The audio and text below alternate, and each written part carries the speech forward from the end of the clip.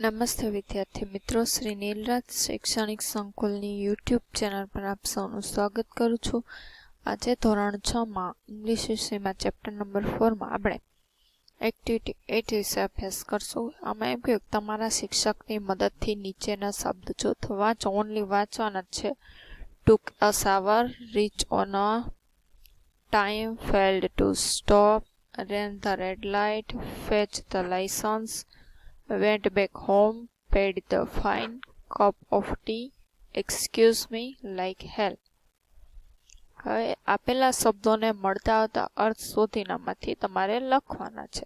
હવે નોઈઝ છે એટલે નોઈઝ એટલે શું થાય? અવાજ. નોઈઝ કોને કહેવાય? કે ન ગમતો જે અવાજ હોય ને એને આપણે નોઈઝ કહીએ, ઘોંઘાટ એમ. તો મ્યુઝિકલ સાઉન્ડ નો આવે, લાઉડ સાઉન્ડ નો આવે. Loud sound and unwanted sound કે મોટો અને ન ગમતો અવાજ. ત્યાર પછી છે વિસ્પર્ડ. વિસ્પર્ડ એટલે spoke softly, talk softly, talk slowly આવે. વિસ્પર્ડ એટલે આપણે કહીએ ને બબડાટ કરવો, એમને ગણગણતા હોઈએ એટલે ટોકડ સ્લોલી, એકલા એકલા બોલવું એમ. અપ્રોચડ એટલે કેમ વેરી ક્લોઝર એટલે અપ્રોચ એટલે નજીક આવવું એમ. ફેચ. ફેચ એટલે કે ભેગું કરવું એમ, મેળવવું, લાવવું એટલે કલેક્ટ. કલેક્ટ ઇટ એટલે કે ભેગું કરવું, લઈ આવવું એમ. ફાઇન. ફાઇન એટલે કે જે આપણે દંડ કહીએ, money to pay as a punishment એટલે ફાઇન. એમ કે નીચે આપેલ ઘટનાના આધારે આપણે સ્ટોરી આગળ જોઈ ને કે સન્ડે દિવસે ઓફિસે ગયો ને બાજુમાં મેરેજ હતા તો વ્યવસ્થિત સૂઈ ન શેકો ને 8:30 ઉઠી ગયો, ઉઠવામાં લેટ થયું, એ બધું. તો એ વાક્ય સાચા છે ખોટા લખવાના. You reached at the office at 9:30. શું આવે? ફોલ્સ. 9:30 નહોતો પછી 9:30 તે ઘરે પાછો ગયો તો 9:45 બાઇક સ્ટાર્ટ કરી એટલે લેટ થયું. Your driving licence was in your wallet. False. વોલેટમાં હોત તો ઘરે જવાની જરૂર જ નહોત ને.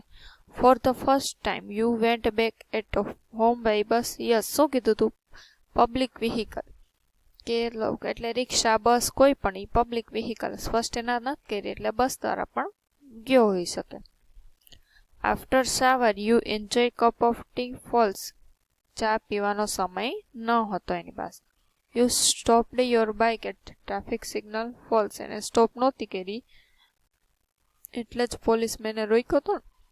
For the second time you went back at home in your bike. તો કે ટ્રુ. પછી સેકન્ડ ટાઈમ તો ઓફિસે પાછો ગયો ત્યારે તો બાઇક પર જ ગયો હતો. You forgot the bag at home. False. શું ભૂલી ગયો તો? Licence and wallet. The policeman did not allow you to break the traffic rule. The true. કે ટ્રાફિક રૂલ તોડશો એ પોલીસવાળા તમને જવા દેશે નહીં, ચલાવી નહીં લે. You had a good sleep. False. સારી ઊંઘ થઈ ન હતી. The policeman demanded your identity card. Yes. Identity એટલે કે ડ્રાઇવિંગ લાયસન્સ નહીં બધું. તો ટ્રુ. હવે એમ કીધું ઘરેથી નીકળતી વખતે શું ભૂલી ગયા અને શું લઈને ગયા? વાર્તાના આધારે ખાલી જગ્યા પૂરો. શું ભૂલી ગયો તો? વોલેટ અને લાયસન્સ ભૂલી ગયો તો ને, driving licence. Than I took my. શું એને લીધું? કે એને બાઇકની ચાવીની લીધું. અહીંયા હશે. 10:09 I drove my bike fast. I took shower કે એને શાવર લીધો અને ભૂલી શું ગયો? Driving license M.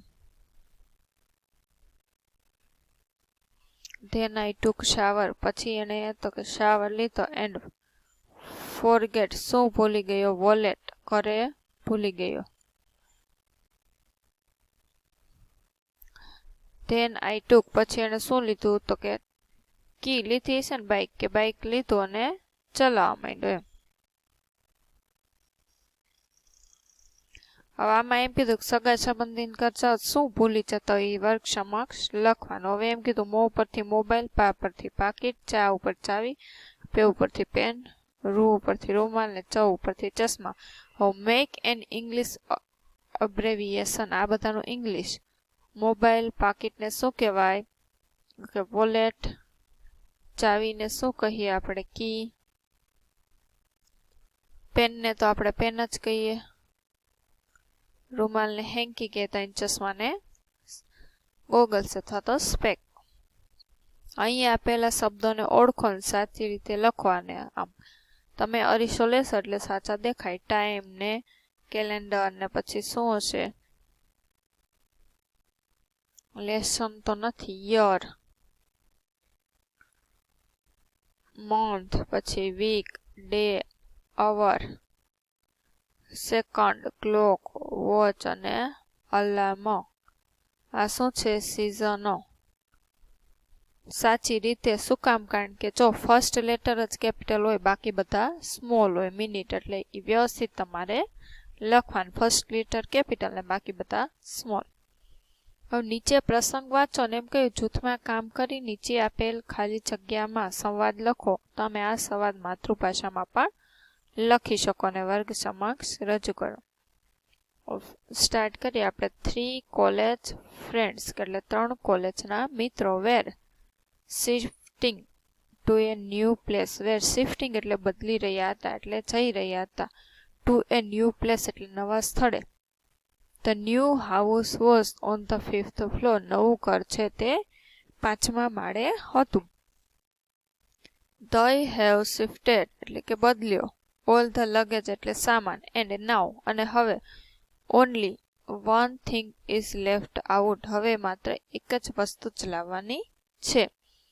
It was a heavy trunk full of book. એ તો કે ખૂબ જ હેવી. આ ટ્રંક કહેવાય ને, પેટી જેવું છે. ની શેનાથી? તો કે આખું બુક્સથી ભરેલું હતું એમ. As they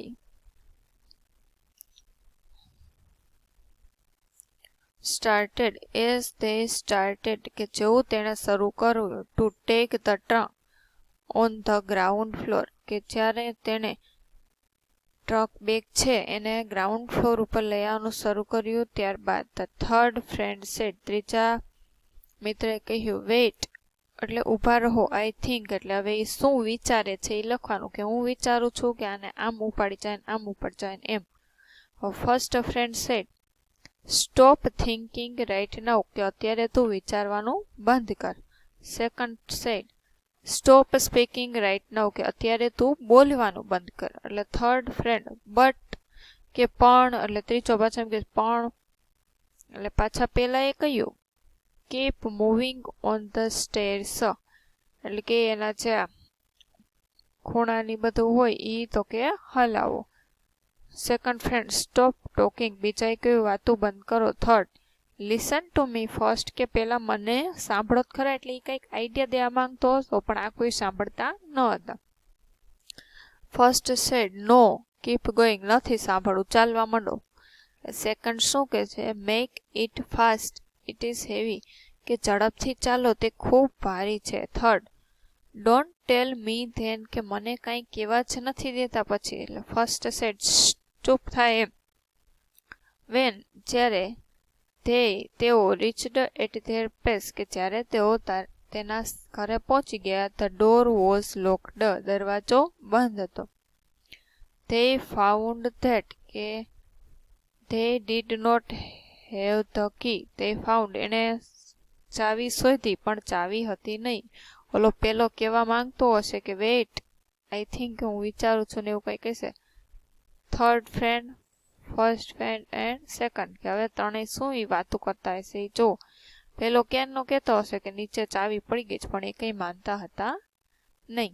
આ સ્ટોરી તમારે હવે પૂર્ણ કરવાની છે. તો અહીંયા સ્ટોરી પણ પૂર્ણ થાય છે અને આપણું ચેપ્ટર નંબર 4 પૂર્ણ થાય છે અને આપણો સિલેબસ પણ પૂર્ણ થાય છે. આગળના લેક્ચરમાં હવે આપણે બીજું વ્યાકરણ ને એવું જોશું. જય હિન્દ, જય ભારત, અસ્તુ.